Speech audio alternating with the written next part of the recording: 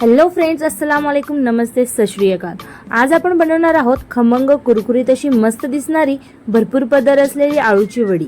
वडी करत असताना भरपूर जणांचा रोल सुटतो किंवा मिश्रण इतकं सैल होतं की आळू वडी नीट कुरकुरीत होत नाही किंवा वडीला नीट आकार देता येत नाही।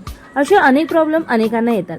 तर आज मी इथे छोट्या छोट्या ज्या गोष्टी सांगितल्या आहेत आणि प्रत्येक गोष्टीचा अगदी व्यवस्थित प्रमाण दिलेला आहे। जर तुम्ही ते प्रमाण फॉलो केलात तर तुमची आळू वडी एकदम परफेक्ट बनेल। बऱ्याच वेळेस आळूवडी घशामध्ये खवखवते, तर यामध्ये मी एक छोटीशी टीप दिली आहे, ती नक्की फॉलो करा। यासाठी आपण घेऊया 3 वाटी बेसन, त्यामध्ये 1 टेबलस्पून ओवा जिरा पावडर, 1 टेबलस्पून हळद पावडर, 2 टेबलस्पून हिरवी मिरची पेस्ट, कोथिंबीर पेस्ट, 1 टेबलस्पून अद्रक लसूण पेस्ट, 2 टेबलस्पून पांढरे तीळ, 1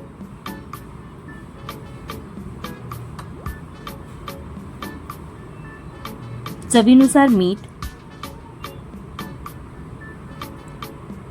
अर्धा लिंबूचा रस। लिंबूच्या रसमुळे जी आळूवडीने होणारी घशातील खवखव आहे ती अजिबात होणार नाही। यामध्ये आपल्याला कोथिंबीरचे प्रमाणही थोडेसे जास्तच ठेवायचे आहे।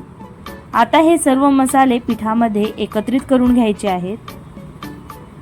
या पिठामध्ये थोडे थोडे असे पाणी ॲड करत राहून आपल्याला एक चांगले मिश्रण बनवून घ्यायचे आहे। हे मिश्रण जे आहे ते अगदी सैलसरही नको आहे आणि अगदी घट्टही नको आहे, अगदी मध्यम पद्धतीने आपल्याला हे मिश्रण बनवून घ्यायचे आहे। ज्या पद्धतीने मी या व्हिडिओमध्ये बनवत आहे अगदी त्याचप्रमाणे या मिश्रणाची कन्सिस्टन्सी असली पाहिजे, जेणेकरून आळूवडीला आपण जेव्हा हे मिश्रण लावू ते परफेक्टरित्या लागले पाहिजे।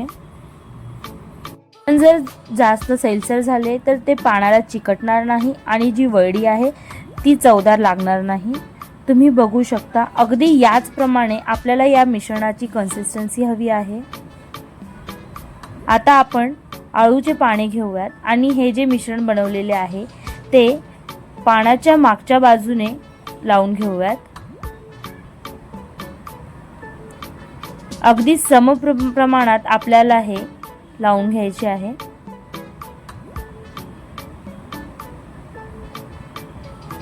पाने लहान असतील तर तुम्ही 4 ते 5 पाने घेऊ शकता, जेणेकरून आपले जे पदर आहेत ते जास्त झाले पाहिजेत। पानांना विरुद्ध दिशेने ठेवून आपल्याला हे मिश्रण लावून घ्यायचे आहे। पाने जर मोठी असतील तर तुम्ही 2 पानांमध्येही हे वड्या बनवू शकता।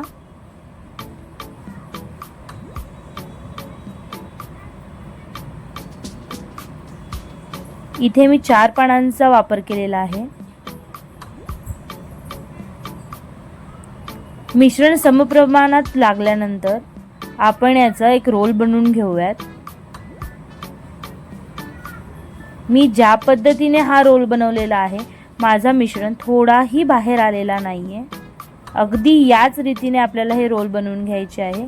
एका चाळणीमध्ये किंवा स्टीमरमध्ये थोडेसे तेल लावून आपल्याला हे रोल ठेवून द्यायचे आहे।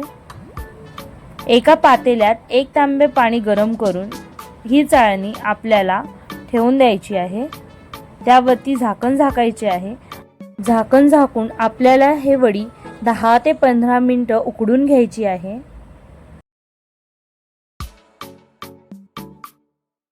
10 ते 15 मिनिटांनंतर आपली ही वडी उकडून चांगली तयार झालेली आहे।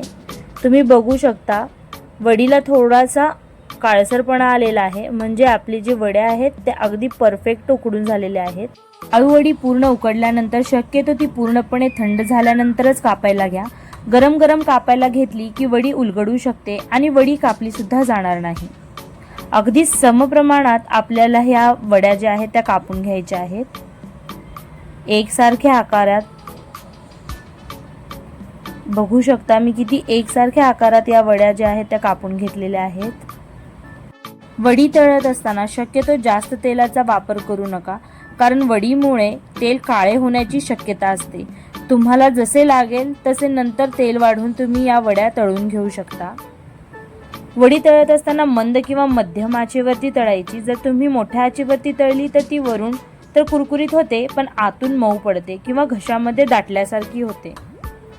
आळू वडी करत असताना मी ज्या छोट्या छोट्या गोष्टी सांगितल्या आहेत त्या नक्की फॉलो करा, जेणेकरून तुमच्याही या आळू वड्या माझ्यासारख्या अगदी परफेक्ट झाल्या पाहिजेत. ही आळू वडी एकदम परफेक्ट झालेली आहे, तुम्ही बघू शकता. या पावसाळ्यामध्ये अशा पद्धतीने आळू वडी बनवून खाण्याचा तुम्हीही आस्वाद घ्या.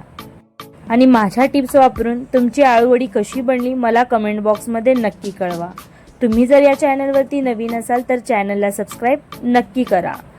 आज वेळात वेळ काढून तुम्ही माझी रेसिपी बघितल्याबद्दल तुमचे मनापासून धन्यवाद.